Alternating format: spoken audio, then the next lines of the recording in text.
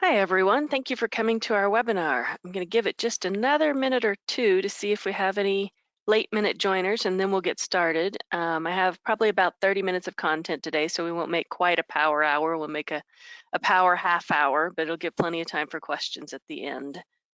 So we'll wait just, like I said, just another minute or two to see if anyone else is going to join us, and then I will start the content.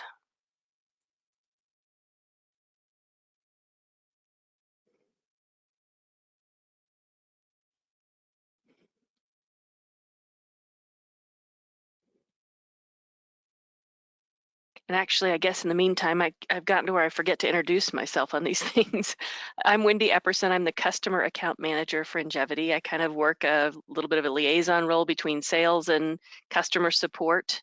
So I'm a good contact if you need to ask some questions and you're not sure who to ask, or if you have asked a question and haven't gotten an answer, you can always come to me. So at the end, you'll see my email at the end of the webinar.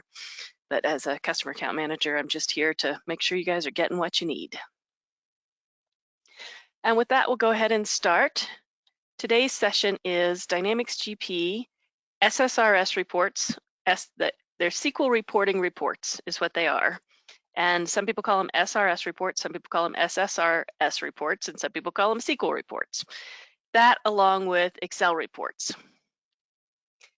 We always start with our mission statement. At Njevity, our mission is to improve the life and success of our partners and customers by providing exceptional business application experiences that simplify, inform, and delight. And with these power hours, we're really working on the inform part of that. We want to just get some knowledge into your hands, get you to see some features and functionalities you may not know are there, and allow you to ask questions. Okay, here's what we're going to cover today on the SQL Reporting Services reports: deploying, security, usage, editing, custom reports. Same with Excel reports, deploying, security, and usage. That said, this is a pretty high level session. We're not going to get into the weeds on this. I'm just going to kind of talk to what you need to deploy all of these. If you want to get into more information about that, you'll want to reach out to our support groups. This is a kind of a high level power hour.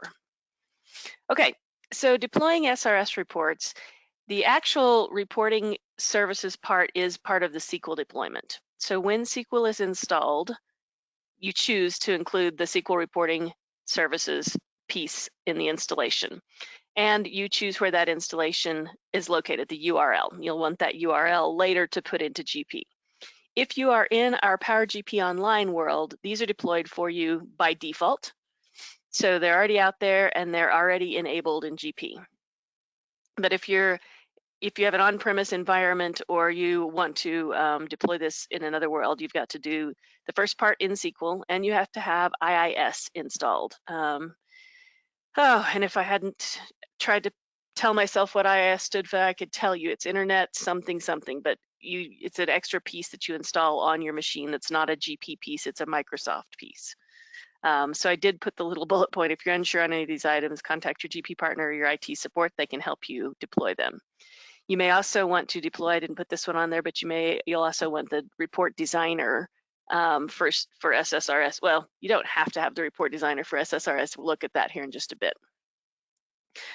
From a security standpoint, if the user's not a GP user, then you have to create a user in SQL. So you'll see on the left bottom, I've got some roles out there, database roles. If you are in GP and your user is in the accounting manager role, GP security role, then they will have access to this RPT_accounting manager reporting role. So they'll have access to the SQL reports that are tied to being an accounting manager. So you can restrict down. The concept of this is important if you have payroll or if you have people who shouldn't be able to get in and see financial data. You'll want to make sure that if they are a GP user, their role restricts them appropriately so they can't see the reports as well. If they are not a GP user, then you would go into SQL, you would create a user in SQL, and then you would assign them to the appropriate databases, aka companies, and you would assign them to the applicable RPT roles for those databases to be able to get access. In addition, where we installed up at the top your location URL, the way that SRS deploys, it deploys into a folder view in SQL reporting. So then you could go into that folder view and grant access at the folder level as well. We may look at that. We'll see if I can pull that up for you or not, so I can just kind of give you an overview of how the folder structure works, but I'll show you that. Okay, with NGP, once you have the SQL side done, then we're going to navigate down your left-hand navigation to Administration. You're going to choose System, and you're going to choose Reporting Tools Setup. And you'll notice the top one up here is Reporting Services.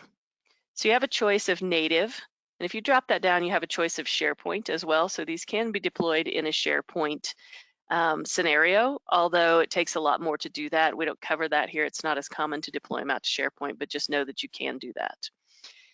This report server URL is the one that we noted when we did the SQL install. Over here at the side, you'll notice by default, it's usually HTTPS, your server name, and the report server. In our case, because we are PowerGP Online, we've got it set up. This is our URLs for the report server and the reports. Under that, you have a subfolder. If you leave this blank, then the reports will be built into the 2 default folders listed in these URLs. If you want to go ahead and restrict down your reports a little bit further, you can put a subfolder, and GP will look from within GP. You will only be able to see any reports that are in this subfolder. So anything that you deploy out to GP will go into this subfolder because we've defined it out here, and everything that is in the subfolder can be seen in GP. So if you were to add a custom report into this subfolder, it would be seen in GP as well. So moving on down, this middle section is for CRM, so we just skip over that. And then down here you have the choice of how you're going to deploy it. So if I were to expand this out, it would show me all 7 companies, and I could check if I wanted to deploy it for all 7 companies or only some of the companies. And then I can tell it down here to print a status report. So since this has already been deployed, I could print a status report and see what the status of it is by clicking that box and printing status report, or I could redeploy all the reports for all selected companies. So you might want to redeploy if you've added modules. So if we've gone in and enabled a manufacturing module or an HR module, then we might want to come out and redeploy that. So that would be a reason to redeploy.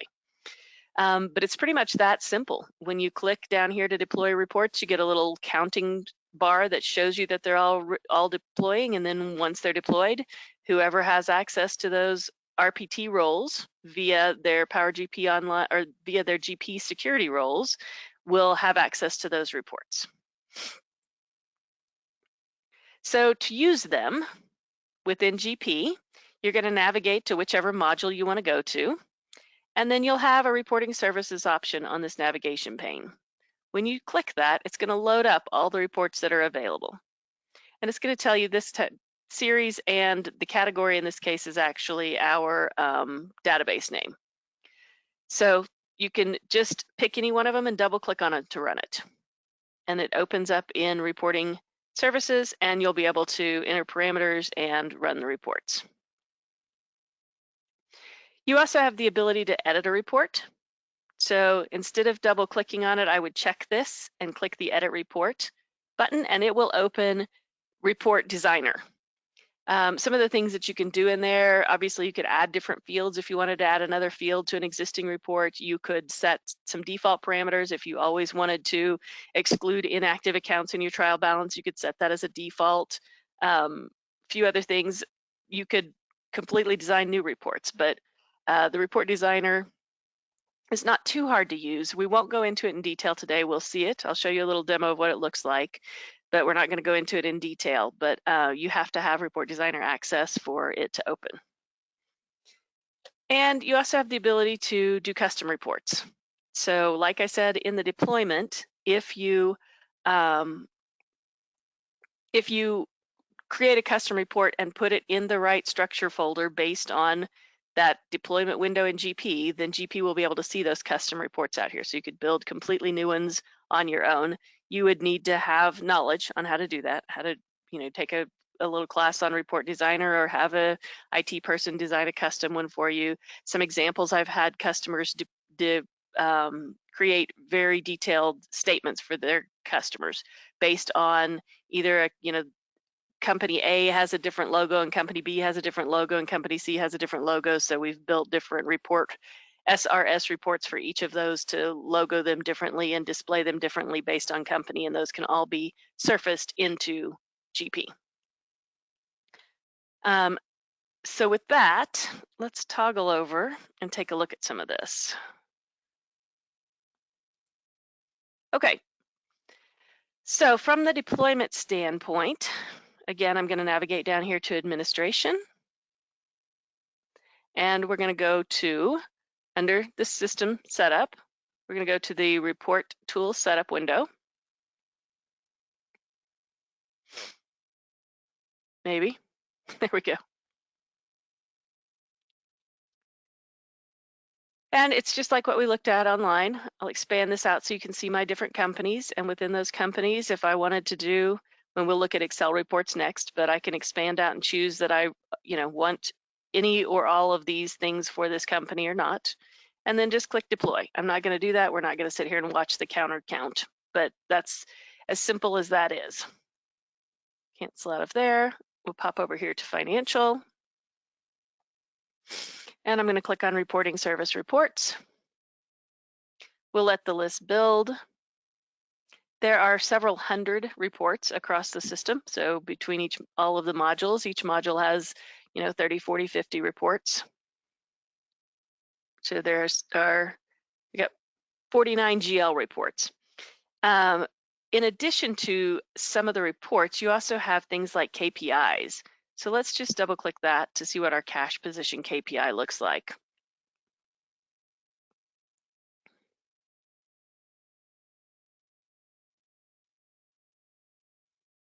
So just a simple little how are we doing, right? Versus last period, this period last year, we're losing money, but that's because it's sample companies and we tend to do a lot of AP and we don't do a lot of AR. We never go in and actually receive our money. So this is probably pretty standard for our sample company, but if we were actually losing 873%, that would be a bit of a problem. I already have the trial balance open. If I double clicked it already from within GP, and this is how it opens. These are the parameters. So do I want to see posting accounts or not? Do I want to see inactive accounts or not? Do I want unit accounts included, zero balance accounts included? Am I doing a historical year? We'll say no. And then I can put in a range of account numbers. I can put in the year. We'll pick 2027. Change our date range to be 2027. And then what do I want to sort by? I'm going to sort by account and click.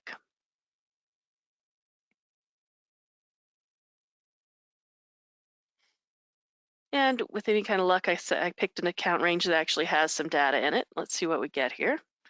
We get a trial balance. Now, here's your ooh-ah moment. This is the reason to start using these or to have some help deploying these if you're not already using them. From this window, I can click here, shoot this out to Excel, and it's going to go out to Excel in a pretty formatted version, as opposed to the trial balance that you run in GP that goes out to Excel in a really ugly flat file, really can't use it, kind of ugly formatted version. This one's going to go out eventually and load into a really nice Excel report that's fully formatted and fully functional. So we'll just open it up here. It's ready for us. Went into my downloads folder by default. I'm just going to click on it, let it open in Excel.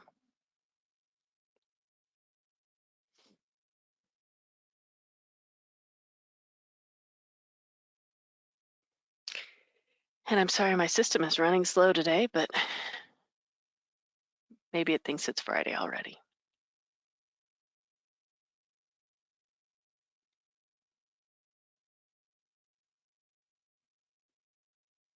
There we go. So for an Excel report, and if you've ever tried to export the one out of GP natively, it does not look anything like this. This is a really nice sliceable, diceable Excel report. You can add formulas to it and do whatever you need to and publish out all that information. All right, lastly, from this standpoint, we're going to pop over. I already have Report Designer open just to show you what it looks like. This one, trial balance, please. So when you open Report Designer over here, you've got, I don't know why this won't move, the ability to enter parameters. So if I wanted to go in and say, Let's do inactive. If I double click on that, I can tell it that I always want this field, I want this field to be visible or hidden. Do I want it to be dull? Allow nulls? Do I want to put a specific value in here? So no default value. Do I always want to default it to yes or no? You have to have a little bit of programming knowledge to know whether 0 is yes or 0 is no, or just set your parameters and try. Again, we're not going to go into this in detail, but just so you know, you can do this. Like if I wanted to move a field around, I can move a field around. If I wanted to add another data field in here, I could. So this is what Report Designer looks like. And that is about all I have for the SQL reporting portion of this. So let's go over and go back to our PowerPoint. And we'll go into the Excel reporting section. And I will stop for questions at the end. All right, demo. Okay, so Excel reports. One thing you have to remember about Excel reports is that the access to them is controlled by network security. So when these are deployed, they're deployed out to a folder somewhere, usually in a shared location. Usually wherever you have your GP data shared is where that is.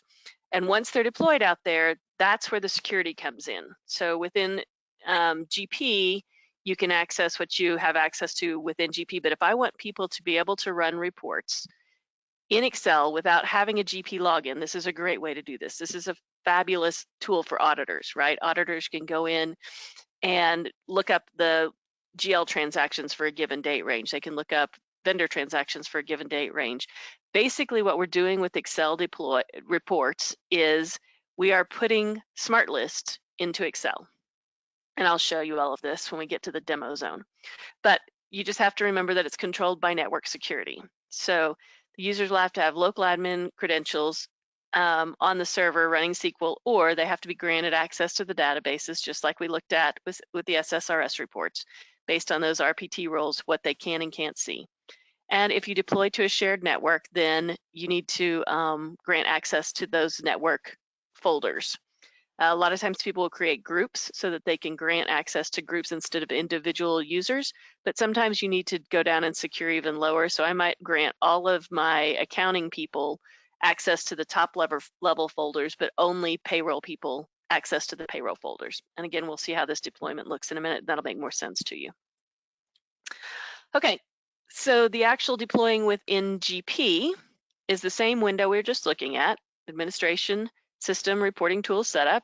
The second tab over is Excel reports. When we pick our location, we choose network share. Again, you have some SharePoint functionality here. We're not going to cover that today, but you do have some ability to do this in SharePoint. And then you're going to browse out and find a folder. I usually like to create this folder before I come into this window, just so that it's already there and I can just select the folder. You do have the ability to deploy these at a user level, so I could deploy these to my Windi desktop if I wanted to. However, if there are any changes made, or if they need to be updated, or if there needs to be any security restrictions applied, I then have to go into the user level and make those security adjustments or those changes. So you just want to make sure that you're willing to maintain that at a user level if you're going to deploy it to a user level.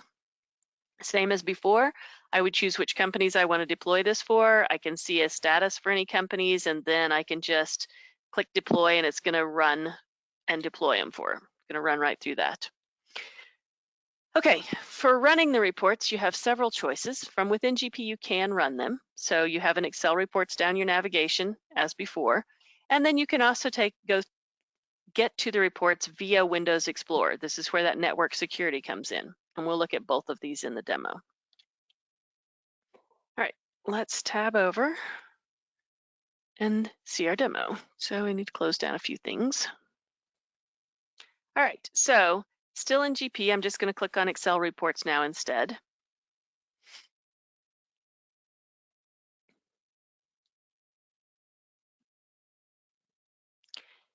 And you can see I've got account, and again, I'm in the financial module, so this is only a financial, but I've got accounts default, account summary default.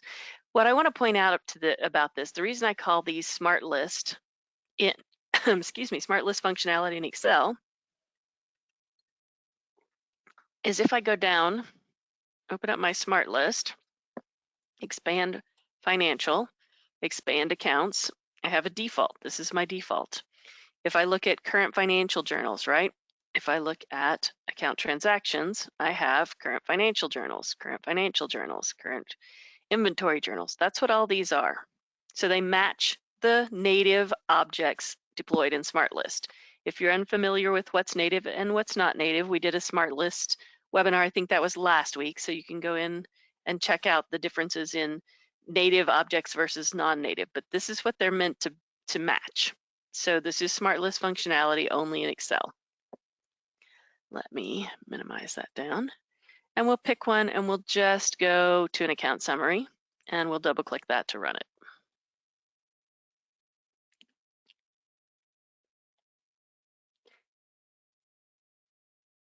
And I can't remember if I need to close Excel for that to run or if it's going to run or nope.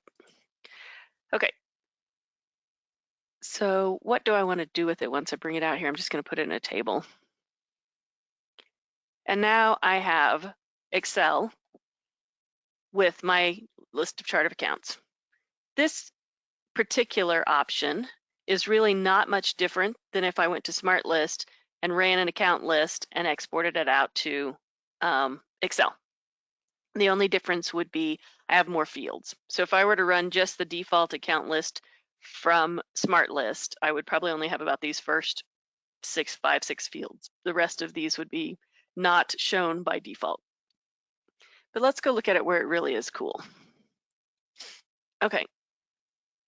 I'm going to browse out to my share data folder where I have this deployed to. Out to Reports, Excel. And when it deploys two pieces, data connections and reports. The reports exactly match what's in Smart List. All of the criteria you've got set in there, all of the default criteria on those Smart Lists are what's in reports. When it deploys, it creates a folder for each company. So again, if somebody shouldn't have access to these last 6 companies, I would want to go in and check their network security to make sure that they don't have access to these companies. And that's not security, I opened the wrong window. But I would make sure they didn't have access to these folders so they couldn't see them. We're gonna go ahead and train because that's my sample one. We'll go into financial and we'll just pull up accounts default. So imagine somebody not having access to GP, but being able to go in here and pull a list of accounts or a list of vendors or a list of customers. That's the benefit of these Excel reports. You can do some very extensive stuff with the Excel reporting. I'm only opening minimal items here. But this one is just set up, you can see, very short to match what the default is in Smart List. If I went and pulled the default in Smart List, it would look exactly like this. I'm gonna go ahead and close this out. And I'm gonna close this other one out. And then we'll go back over here. So again, if I just open up current financial journals, it's gonna open up whatever that is. Let's go look over here in Smart List, current financial journals. So it's the first 1,000 records where series is equal to financial and history transaction is equal to no. So that's how it's pulling current, because history is equal to no. That's what it's going to look at if I open that in Excel reports, the same thing, without the 1,000 transaction limit on it. Okay. If I go back to reports, one more, and I go to data connections, the difference here is I'm going to get more of a raw data, but I'm going to get every field. So if I go, let me show you Smart List real quick. If I wanted to add a field add a column in Smart List, I have the available columns, which are set as default available columns, but I also have all columns, which is a giant list of columns, and it's all the columns that are available in all of the tables that are joined to make this query. So this may be 3 or 4 tables, maybe 2 tables, maybe 1 table, but that's what that is. The ODC is going to show me all of those columns. So when I open the ODC up, I lost my track of where we were. Okay, let's do accounts ODC. But it's going to open it up more as raw data. So it's wanting to know, it's telling me it's got a potential concern because it's opening up raw data. What do I want to do with it? And then do I want to make a table? I could pivot table it, I could pivot chart it, I could do any of those things. I'm just going to do table just so you can see the raw data. But that's pretty much every field available related to that query.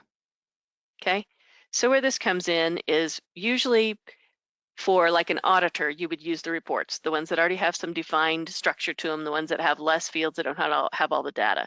But if I wanted to take this ODC connection and pull it into Power BI, I could do that. There's a annual conference every year. It's called Summit. This year it's in Orlando. It's put on by the people who are the GPUG people, and they do multiple extensive sessions on all the things that you can do with Excel reports. I'm very basically skimming the top here, but I like to put it out there again as a way for people who are not GP users to be able to access GP data. You just want to make sure that you lock it down. If you want people to only have access to just the reports, then you want to give them only access to that folder. Within that folder, give them access to only the company or the companies they need to see. Within that, lock them down by module. I mean, if you have no payroll data, it doesn't matter. If you have no HR data, it doesn't matter, but you don't want everyone to be able to go in and pull payroll and HR information. Usually people want to see financial and purchasing anyhow. That's what, and sales. So again, just a nice little way for you to get that data into the hands of your users. And with that, that is my 30 minutes of Power Hour information that I have for you, and I will open it up to questions. I'm going to unmute everybody if I can. And you have two options for questions. There's a question box and a chat box, and we're watching both of those. Do we have this recorded? This should be recorded, and I'm not sure where we publish that out to. Actually, Angie, do you have that information where we publish these out to? Yep, we'll be getting this up on YouTube, and I assume we'll be sending out an email to those that are on the call so that they can receive the recording. Thank you.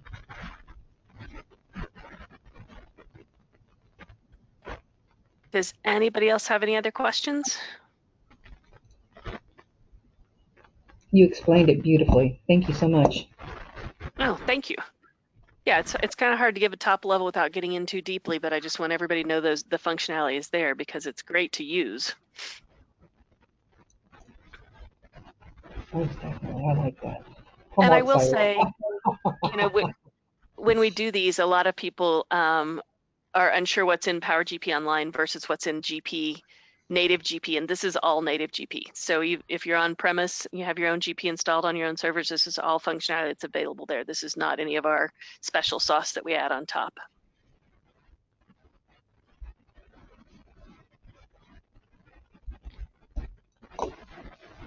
Okay, give it a couple more minutes for any more questions and then we'll wrap it up. I appreciate you guys coming. I know we call these Power Hours, but I think we did pretty good in 30 minutes. The next one, I've got another one scheduled in August, but I can't remember what it is. Let me see if I can find that really quickly. The